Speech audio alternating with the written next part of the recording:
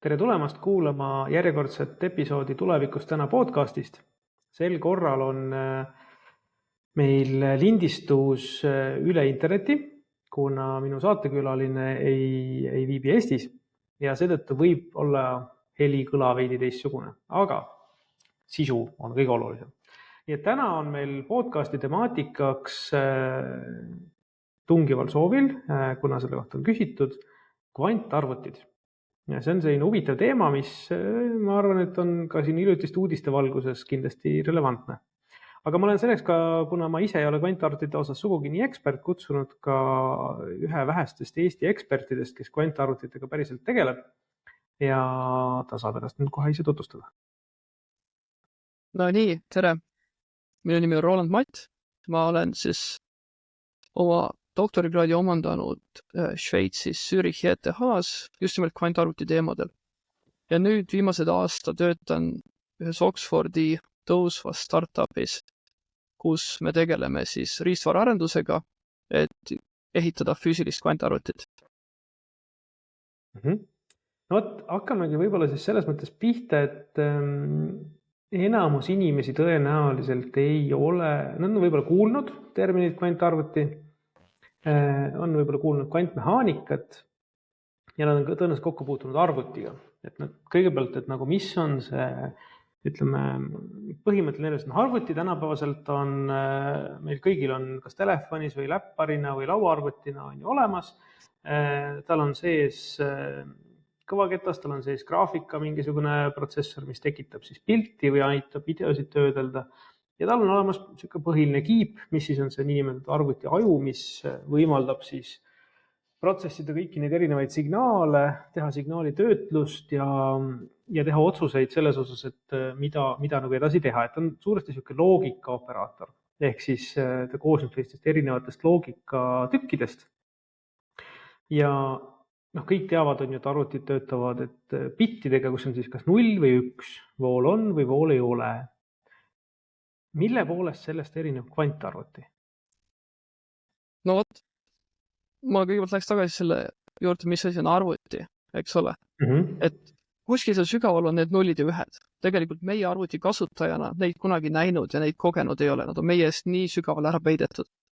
Seal on väga palju kihte siis keerukust, mis seda meie eest varjavad, aga me teame või usume, et seal kuskil on need nullid ja ühed. Mida need nullid ja ühed teevad? Nad kannavad informatsiooni ja seda informatsiooni saab siis väga hästi, väga suurtes kogustes salvestada.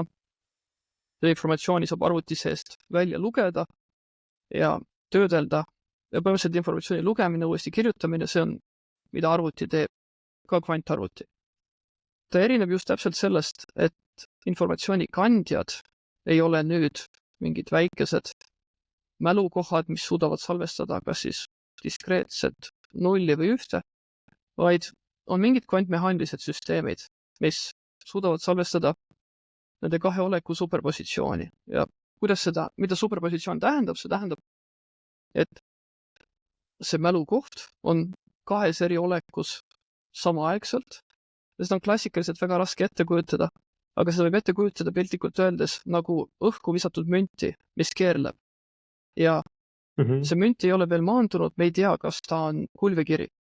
Sel hetkel, kui münt maandub, on selge, ta on kull või kiri. Ei ole mitte mingit muud varianti. Klassikalise arvuti... Jah, aga ütleme, et ta ei saa serva peale jääda. Klassikalise arvuti mälukoht on alati kas kull või kiri. Ta istub seal, lamab laua peal. Kvantarvuti mälukoht piltlikult öeldes on niimoodi õhku visatud ja ta on korraga 0 või 1.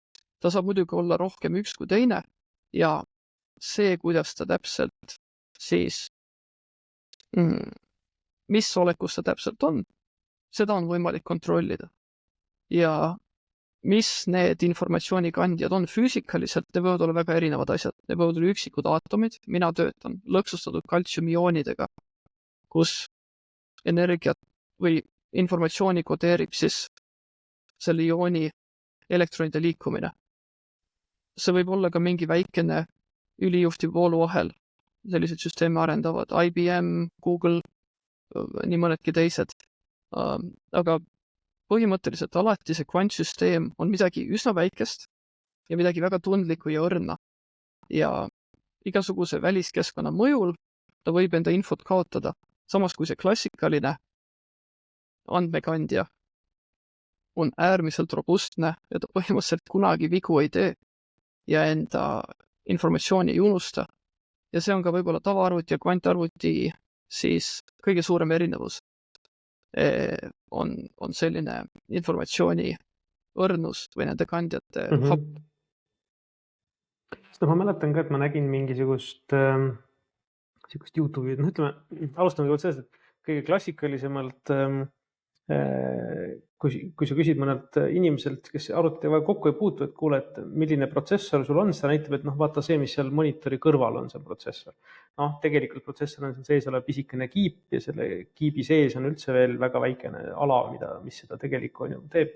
Siis ma mäletan, ma nägin mingit videot ka sellest, kus oli siis IBM-i nende mingi 133 kuubitine arvuti, suur tohutu monstrum, siis arvutadki, et see ongi see kvantarvuti, et see kogu monstrum on vajalik selleks, et see ongi nüüd see kvantarvuti ise, aga tegelikult see pisikene kiip, mis seal kuskil jahutatult keskel on, mis on hästi habras, on tegelikult see, kus on need 133 kuubitit, mis siis see kvantarvuti teevad, et see kiip on tegelikult üsnagi väikene. Ta ei ole muidugi nii mikroskoopiline, nagu on kaasaegse arvuti sees olevad kiibid. Siis on põhimõtteliselt viidud täiesti tipptehnoloogia piirile nii väike, kui on üldse võimalik. Füüsikalises mõttes sellised kvantinfot kandvad kiibid on tänapäeval suuremad, aga jah, nad ei ole kogu see aparatuur on enamasti lihtsalt juhtmed ja ka jahutusseade, et seda õrna informatsiooni kaitsta ja hoida, siis seda nimetatakse koherentsuseks, ehk siis võib öelda, et see mälu säiliks. Sest kui me võtame tegelikult, lähme ajas tagasi, siis ma arvan, et internetis on päris paljud neid levivaid pilte sellest, kui mingi 60-ndatel, 70-ndatel toodi siuke suur terve rekkadega kohale 1 megabait kõvaketas. Ja siis hoitakse selle ees siukest pisikest tavalist seda micro SD kaarti, mille peal on mingi terabait.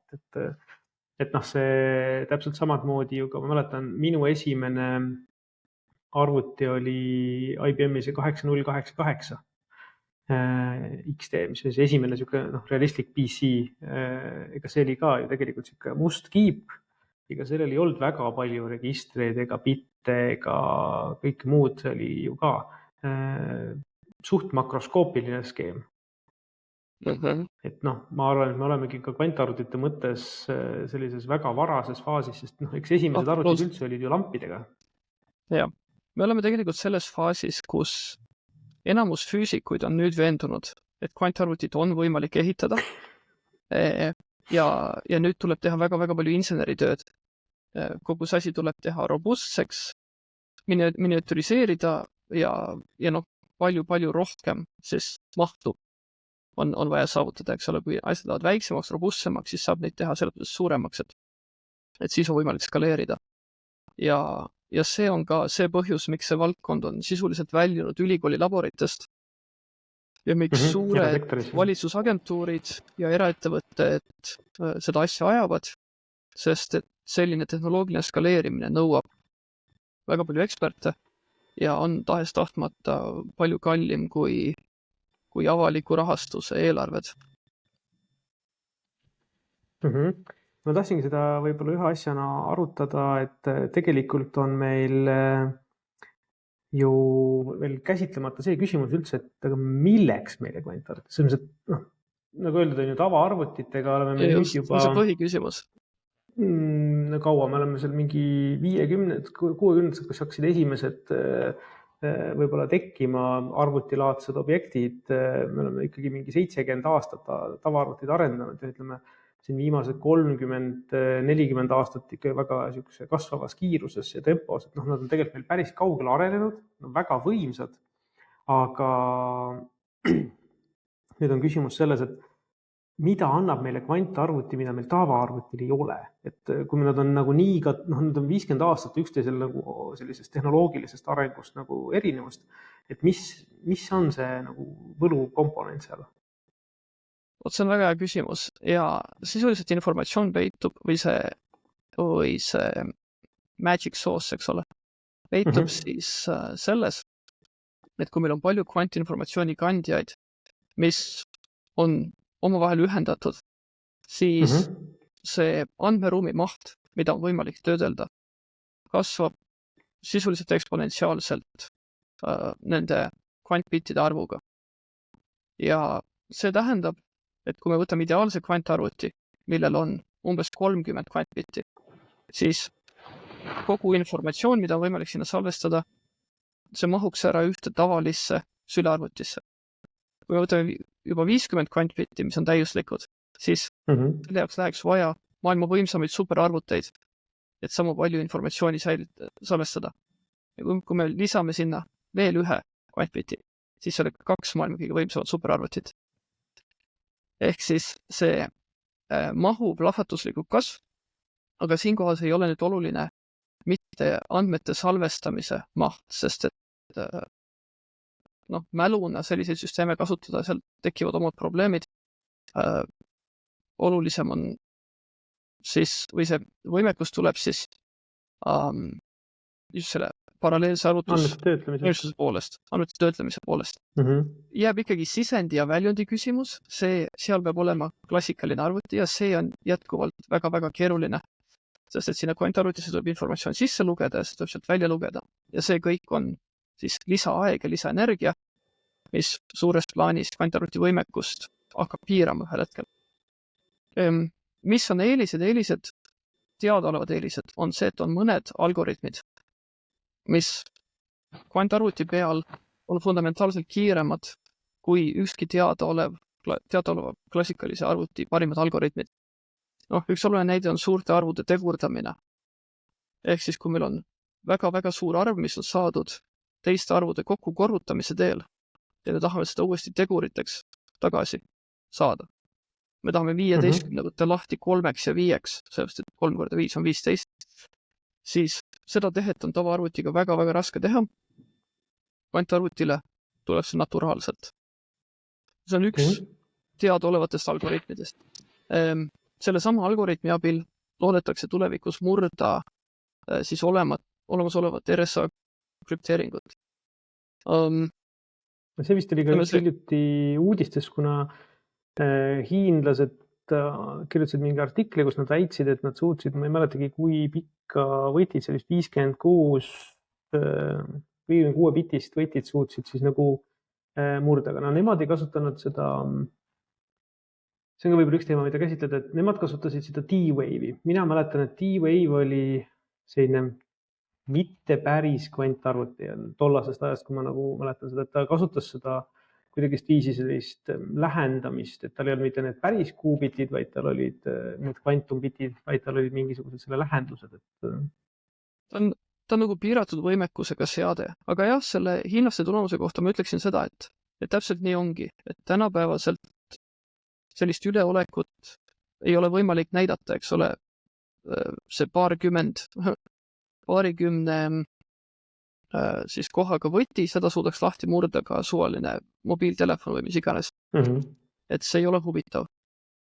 Ehk meil on vaja palju võimsamat kvantarvutit ja tegelikult ütleme ausalt, krüptograafia lahti murdmist kasutatakse sellise stiimulina, et kvantarvutit arendada. Kindlasti on kuskil mingid pahalased, kes tänapäeval suures koguses salvestavad kõiksugu krüpteeritud informatsiooni, lootuses, et tulevikus saab seda siis kvantarvutiga lahti murda. Ja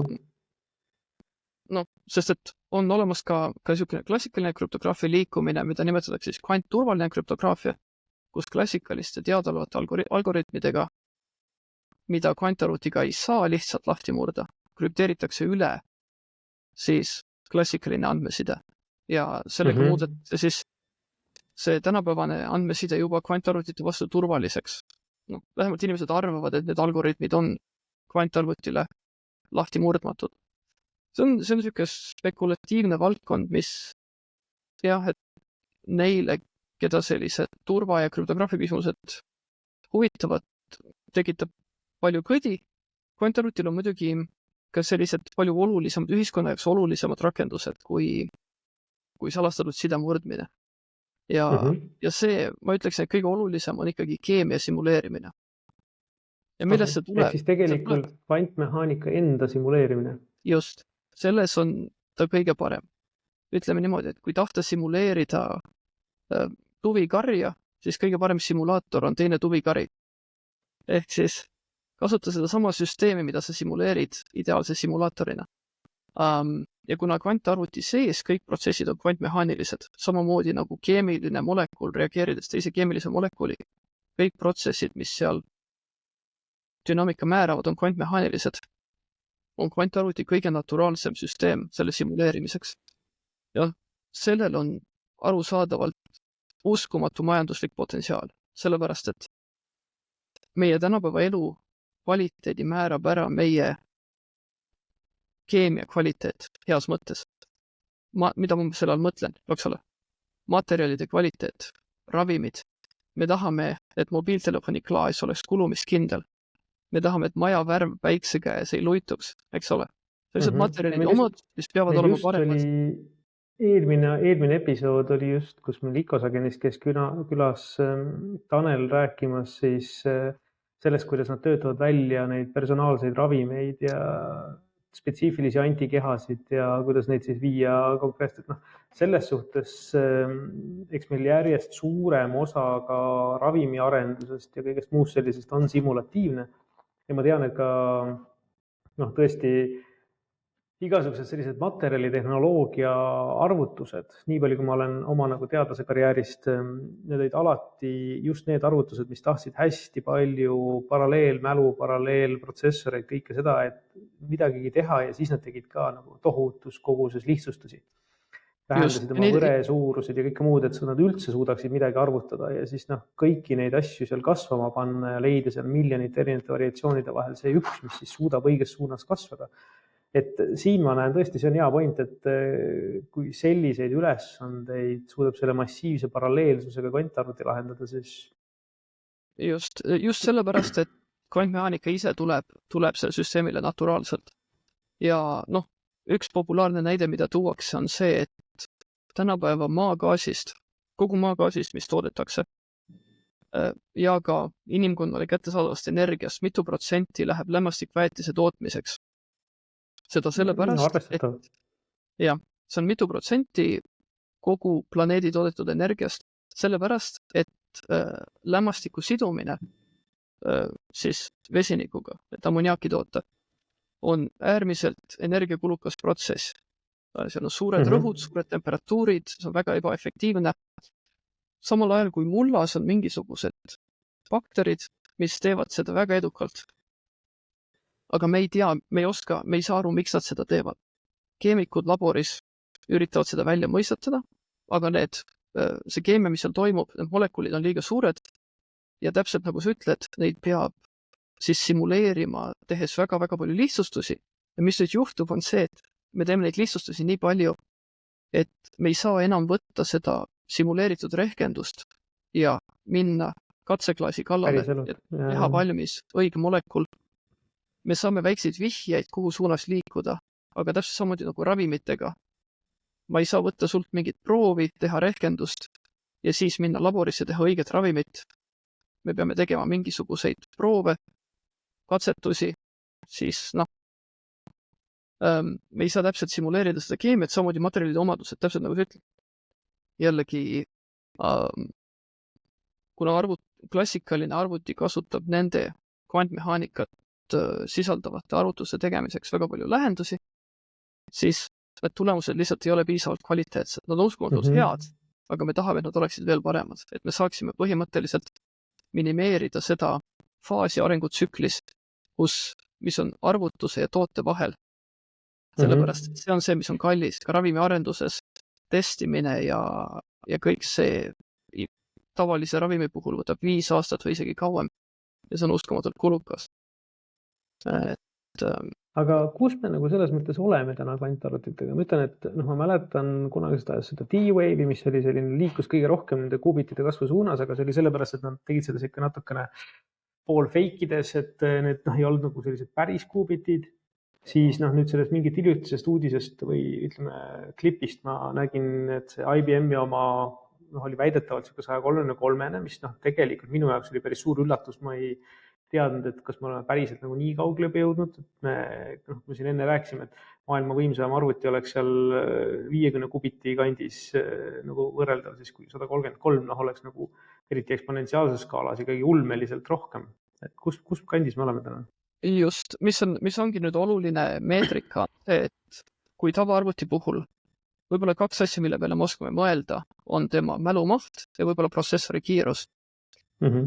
Siis kvantarvuti puhul on tegelikult kõige olulisem meetrika kontrolloperatsioonide veamäär. See piirab ära siis nende kasulikkuse. Kui tavaarvuti puhul tehakse mälukohtade peal tehteid, siis põhimõtteliselt seal ei tehta mitte kunagi vigu. Isegi kui vigu tehakse, siis on neid väga lihtne parandada, sellepärast et klassikalist informatsiooni saab kopeerida. Ehk siis sa võid sama tehet teha 3 korda ja nüüd sa vaatad, 2 korda ma sain vastuseks 5, 1 kord ma sain 4, järelikult 5 on õige vastus, sellepärast et tõenäoliselt 1 kord läks rapp. 2-3. Ja, sellist asja me ei saa kvantarvutiga teha. Tuleb kasutada teistsuguseid veaparandusmeetodeid ja veamäärad on palju-palju suuremad. Põhimõtteliselt tänapäeval kõige paremad kvantarvutid tõesti nad sisaldavad suurusjärk 50 kvantbitti. Need veamäärad on umbes 1000 nendel olulistel operatsioonidel. Ja see sisuliselt piirab ära selle, kui palju arvutusi on võimalik teha, sest et kui mõelda, et veamäär on 1000, kui sa nüüd oled teinud järjest 100 siis värava operatsiooni või 100 sellist lihtsat tehet, sul on 10% tõenäosus. On sul juba 10% viga tekkinud, eks ole? Et lisaks kvantbittide arvule on väga tähtis ka veamäär ja nüüd erinevate tehnoloogiatega seda veamäära surutakse alla. Teine asi, mis on tähtis, on universaalsus. Nagu sa ütled, see D-Wave, ta ei ole universaalne arvutusseade. See on sellepärast, et igale kvantbitile nende süsteemis ei ole kontrollitud ligipääsu. See on natukene selline, see on teist tüüpi seade. Millest mina valdavalt räägin, on see, millega me oleme harjunud arvuti puhul, ehk siis need universaalsed arvutusseaded. Ma saan võtta ükskõik mis rehkenduse, kodeerida selle riistvarasse, teha selle arvutuse ja ma saan vastuse kätte, vahet pole, mis see on. Seda me nimetame universaalseks kvantarvutiks ja see on selles suhtes kõige kasulikum seade, mida sa ette kujutada, sest et sa võid ükskõik mida teha. Ajapikku võivad need spetsiifilised nagu ka olla põnevad, sest täna on ka, kui me võtame näiteks närvivõrkude jaoks spetsiaalselt disainitud chipid on palju efektiivsemad, kiiremad neid närvivõrku operatsioone tegema, aga nad universaalarvutuse jaoks ei kõlba absoluutselt. Et samad moodi graafilised protsessorid, mis ongi mõeldud teatud maatriksoperatsioonide jaoks, sobivad ka närvivõrkude jaoks osaliselt, aga samad moodi tavaprotsessoriks ei kõlbaks absoluutselt. Ja sellepärast ongi niimoodi, et sellised mitteuniversaalsed seadmed nagu D-Wave'i seade, nagu teatud kvantsimulaatorid sisaldavad juba 100 või 1000 kvantbitte. Nende veamäärad on kõrgemad, seal on tavaliselt, me räägime protsentidest või võib-olla protsendi murdosadest. Samas kui maailma parimad süsteemid, seal on veamäärad juba 1 10 000. Eks ole, 10⁻⁴. Ehk siis on oluliselt parem. Ja see ongi selles suhtes vastus, et maailma parimad süsteemid sisuliselt praegusel hetkel, kes on juhtival kohal, tõenäoliselt kõige paremad süsteemid on sellisel firmal nagu Quantinuum, mis on siis USA suurkorporatsioonist Honeywell välja kasvanud ettevõte, kes arendab umbes 500 pealise meeskonnaga kvantarvuteid Ameerikas. Nemad kasutavad samuti lõksustatud ioone, sama tehnoloogia, millega siis mina töötan. Ja selle platvormi eelis ongi see, et veamäärad on väga madalad. Praegu neil on 20 kvantbitti, järgmise paari aasta jooksul tõenäoliselt 100 või nii. On teine tehnoloogia, mis on väga populaarne, on ülijuhtivad vooluringid. Eestis siis näiteks Ansrem, Johannes Heinso tegelevad väga professionaalsel tasemel teistes ettevõtetes nendega. Ja mida seal siis tehakse, on see, et üksiku aatomi asemel nad kasutavad ülijuhtivale pinnale joonistatud vooluahelaid ja need vooluahelad käituvad nagu tehislikud aatomid. Ühelt poolt on see väga mõnus, sellepärast et neid süsteeme on lihtne toota. Me saame kasutada põhimõtteliselt tavapäraseid koolivõt elektroonikast tulnud tootmistehnoloogiaid, et neid vooluahelaid sinna joonistada. Teisalt on jällegi veamäärad just sellepärast kõrgemad, et see ei ole üksik aatom, vaid see on ikkagi midagi makroskoopilist, mis selle kvantmehaalise süsteemi moodustab. Päris kvantmehaanika, jah. Ta ei käitu nagu päris üksik aatom, ta käitub ikkagi nagu mingis mõttes, tal on teatud sellised kollektiivsed efektid, mis lasevad müral kergemini sisse tulla. Ja need süsteemid on veidi suuremad, seal ongi juhtival kohal IBM, Google, kellel on siis, ütleme jah, 100 kvantbitti. Nad suudavad ehitada ka suuremaid süsteeme, aga see on juba selline, kuidas öelda, skaleerimine, mis tuleb siis vigade hinnaga. Kui nad suruvad sinna tuhandetesse enda süsteemid, siis veamäärad kasvavad ka väga kiiresti ja see ei ole enam mõistlik. Ehk siis tänapäevane areng... Nad suudaks seda põhimõtteliselt teha juba tuhandetes või? Nad suudavad ja neid kiipe ehitada.